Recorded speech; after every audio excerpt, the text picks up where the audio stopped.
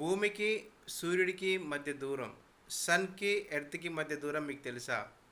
So సన్కి ఎర్త్కి మధ్య distance వచ్చేసి 9,45,10,536 miles, లేదా 15,20,99,969 కిలోమీటర్స్. అంటే సూర్యుడికి భూమికి అంత డిస్టెన్స్ ఉంది.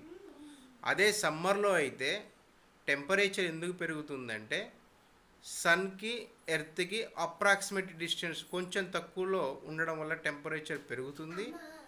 వింటర్లో శీతాకాలంలో వచ్చేసి కొంచెం భూమికి సూర్యుడికి డిస్టెన్స్ అప్రాక్సిమేట్లీలో పెరగడం వల్ల కొంచెం చల్లగా ఉంటుంది. సో ఇలాంటి వీడియోస్ కోసం సబ్స్క్రైబ్ చేయండి. Thank you.